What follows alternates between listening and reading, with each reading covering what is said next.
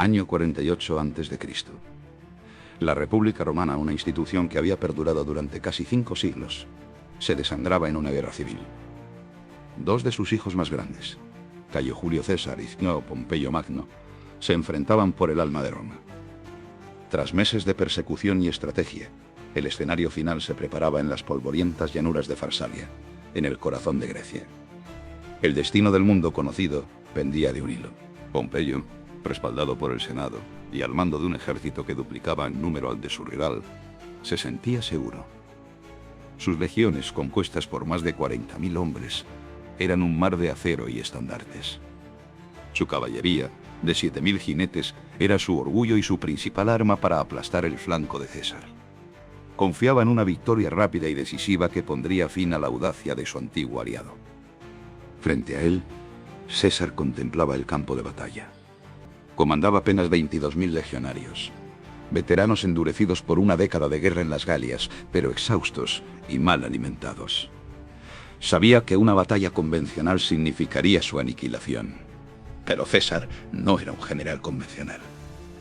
En su mente, una táctica audaz y desesperada comenzaba a tomar forma.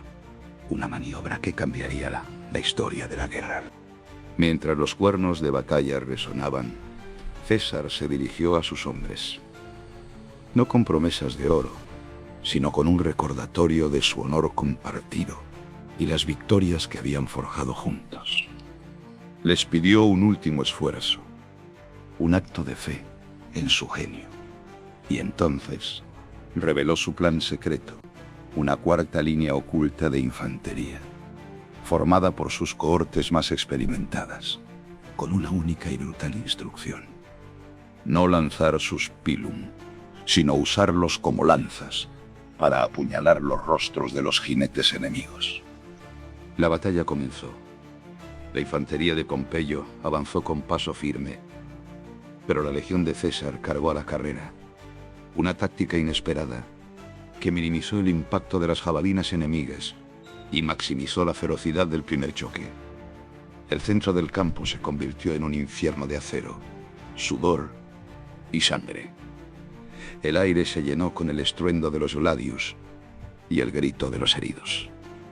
Fue entonces cuando Tito Labieno, antiguo lugarteniente de César y ahora al mando de la caballería de Pompeyo, ordenó la carga. Miles de jinetes atronaron por el flanco, confiados en arrollar a la infantería cesariana y sellar la victoria. Pero en lugar de una línea de legionarios en pánico, encontraron una muralla de lanzas apuntando a sus ojos. La cuarta línea de César surgió de la nada, un espectro de disciplina y violencia. El impacto fue devastador. Los jinetes, aterrados ante la amenaza de quedar desfigurados, rompieron filas en un caos total. La mejor caballería de la República huyó despavorida, dejando el flanco de la infantería de Pompeyo completamente expuesto. César lanzó entonces a sus reservas, y la línea pompeyana, atacada por el frente y el flanco, se desmoronó. La victoria se había convertido en una masacre. Pompeyo, viendo su estandarte caer y su ejército desintegrarse, quedó paralizado por la incredulidad. El gran general, el conquistador de Oriente, abandonó su campamento y huyó como un hombre quebrado hacia el mar. César había logrado lo imposible. La batalla de Farsalia no solo fue una victoria militar, fue el golpe de gracia a la República Romana. César se convirtió en el dueño indiscutible de Roma, abriendo el camino para el surgimiento del imperio. En aquel campo de Grecia, un mundo murió y otro nació, forjado en la mente de un genio y la sangre de sus leales veteranos. El eco de Farsalia resonaría por toda la eternidad.